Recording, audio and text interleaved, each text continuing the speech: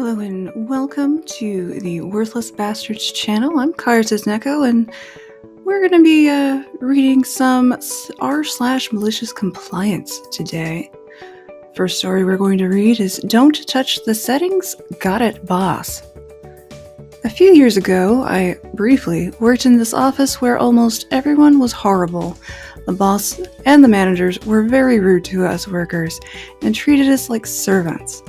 I have a bunch of stories about that job, but yesterday's post about someone's printing 400 pages reminded me of this one incident. There was a meeting between our boss and some very important people. They needed to look at a certain document, but the boss forgot to make copies for everyone, and the VIPs were annoyed because they had to pause the meeting until copies were made.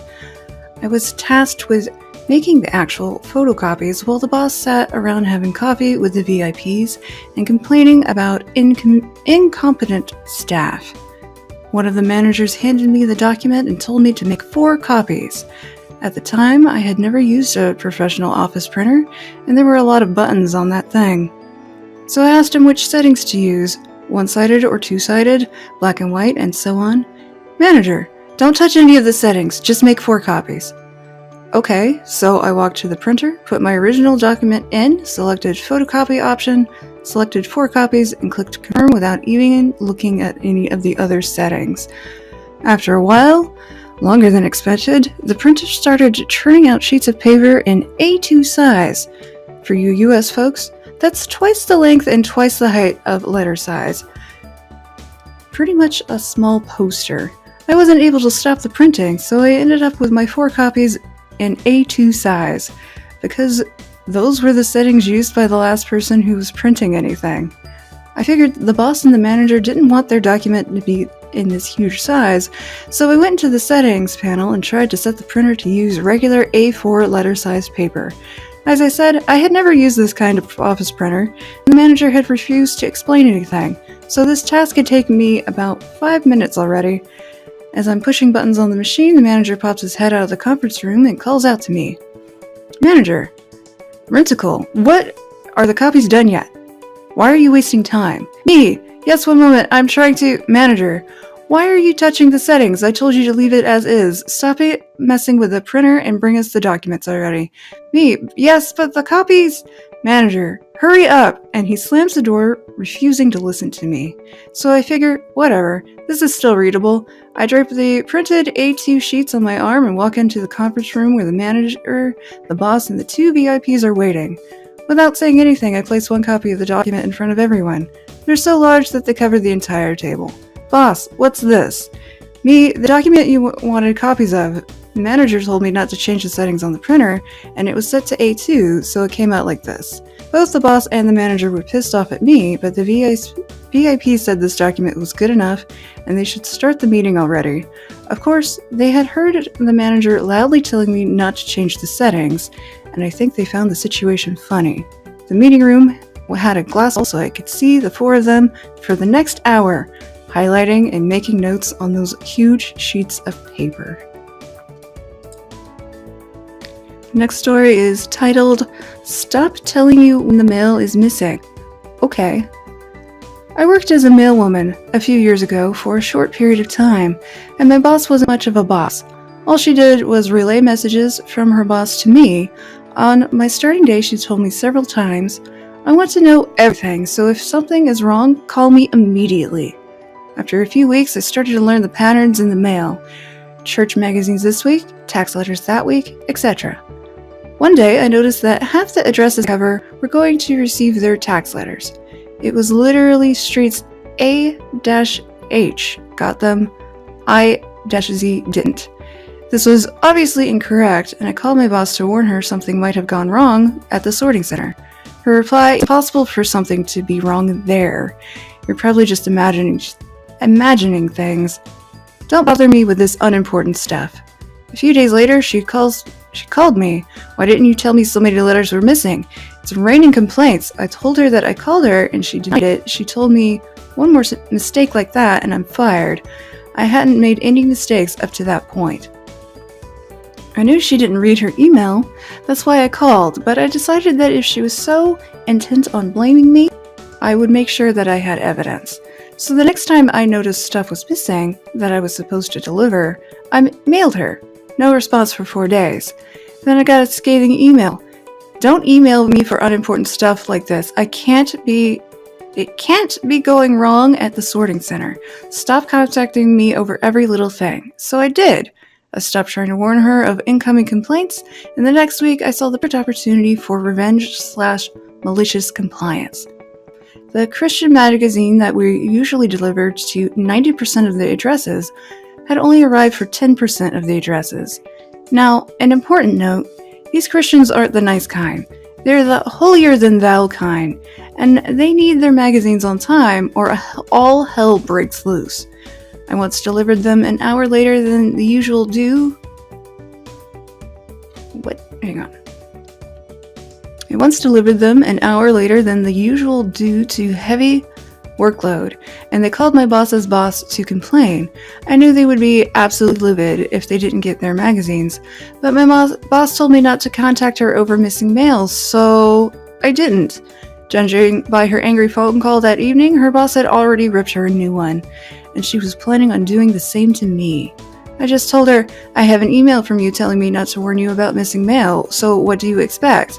She tried to yell at me, but I was already done at that point, so I just yelled over her, I quit because of your lousy work ethics. I will hand in my stuff on Monday. Fun fact about my contract, the company wanted to be able to fire a mailman at any moment, so we also got to quit at any moment with no notice. She was pissed. This was one of the first times I stood up for myself, and it felt awesome. The job only paid like $100 per month, and it wasn't many hours, so I really didn't care about losing that income in exchange for not having to deal with that boss again. Edit. To clear some things up, yes, $100 is very little. It was only a few hours per week, and the company lowballed employees when estimating how much time things would take. And you get paid per letter. I didn't email my boss's boss because I had no way of contacting him. The emails were security for if she tried to pin something on me, since stealing/hiding mail can carry a heavy fine, and I wanted whoever might accuse me to know that I was really following her rules. This happened in the Netherlands, where it's normal for contacts to require you to hand in your notice weeks in advance. Interrupting my lunch. Okay, fine. First post, so not entirely sure what it's supposed to include. Sorry, happened about 10 years ago or so. I was a custodian at an elementary school during the day, 6:30 a.m. to 3 p.m. I was supposed to get 2 to 15-minute breaks and an uninterrupted, by contract, 30-minute lunch, which had to happen at a certain time or I wouldn't be able to do assigned work during school lunchtime, which couldn't be skipped. So, slowly over a few months, the office people started calling me to do stupid things or things that they could have waited during my lunch, not emergencies that I understand. It got to the point where they had me miss my lunch and just expected me not to take it. I was missing 3 or 4 lunches a week. I talked to our department head, and this is what he told me. You are allowed a 30-minute break, and if it's interrupted, you sit down and start over. So if I sit down, start a timer, then 25 minutes in, they make me go do something, I sit back down, start that timer over for 30 minutes until I get it complete. I confirmed this, copied it to my principal. The very next day, I was 10 minutes into my lunch, and they wanted me to paper out to an outbuilding. I asked if it could wait. Nope. So I do it. I sit back down in my office, restart my lunch. They call me again after 5 minutes. So at this point, lunch starts in 5 minutes, and I've already sat down, much less ate my lunch. I've hardly sat down. Reading. I sit down. It took the whole 30 minutes. So I'm an hour late starting in the lunchroom. The principal is mad because he had to cover me in the lunchroom. He missed part of his lunch. This happened for 3 days until the principal called me into his office and tried to write me up for insubordination. I called my union rep and my supervisor. They were right next door, and they were in there less than 5 minutes. They educated him in the contract and law regarding breaks, and he still tried to write me up. We ended up having to call the principal's boss, and she told him right off in front of all of us. He also got in trouble because he was having me supervise children during lunchtime instead of hiring an extra para or two. I'm not trained nor comfortable doing that. They ended up moving the principal, and for some reason, I never got any non-emergencies calls from my lunches ever again. Don't bust the tables that aren't pre-bussed. Okay. First off, mobile warning for formatting. Feel free to /r found the mobile user or get your pitchforks from pitchforkium on the story. I can read. I am a busser at a certain restaurant chain in my area. I clean tables after guests are gone, and if they want an impartial recommendation on food, the servers are supposed to push certain dishes. They ask me. The turnover rate is stupidly high. At one point, I was the only busser working during the week, with one other that came in to work with me on the weekends. This is the time when this takes place. It was a Saturday night, and I was alone because the other guy only worked the morning shifts. Things were fast, so I was just bussing tables as I got to them. Servers were taught that they do not have to pre-bus the table on weekends to prevent customers from waiting for a large amount of time. There are no pre-bus tables. This is when I am, idiot manager, comes to me. I don't care who the F you are, you don't bus tables that aren't pre-bus. Me, are you sure about that? I am. Do what I say or you're fired. Me, internally.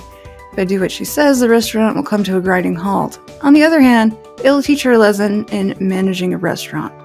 Me, I don't know if I can do that. I am. Just do it. It isn't that hard. Only bus tables that only have cups on them. Me, okay. So I did as she said. I knew she couldn't afford to fire me, but I did it anyways. The restaurant comes screeching to a halt.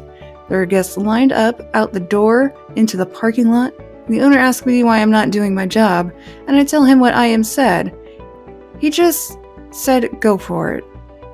So I only have to bus tables roughly every half hour for the rest of the night. Nobody's making me except for me and the peeps in the back of the house. Servers are yelling at me and everything. Once it hits 11, IM goes outside and tells everyone to go home. We are closed for the night. I ended up having to stay an extra 2 hours just bussing tables and waiting for customers. And then another hour for the obligatory trash run. IM says nothing to me. No sorry, nothing about the tables, nothing. She just smiled because she got her way. A week later, they hire on another 4 bussers. I tell them to never bus a table unless it has only cups and maybe an extra plate or two. Every weekend, the restaurant grounds to a halt, and then she finally said it. You can go back to bussing tables that are pre-bussed on weekends. So I did, but she made a grave error. She said nothing of the sort to the new hires. So they taught the peeps they trained. Safe to say, the only reason that she's still there is because she's married to the owner. Edit. To address some concerns in the comments, this is a small town in Louisiana. The parking lot is just a few yards from the restaurant. A waiting line out to the parking lot is maybe 4 or 5 parties.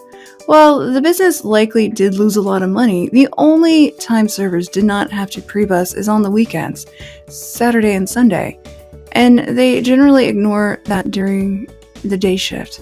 Sunday nights are very hit or miss, so the only time we had a line to the parking lot was Saturday nights. Other nights were mostly unaffected. Thank you for joining this reading of r/MaliciousCompliance. We'll have some more delightful reading for you in the next video.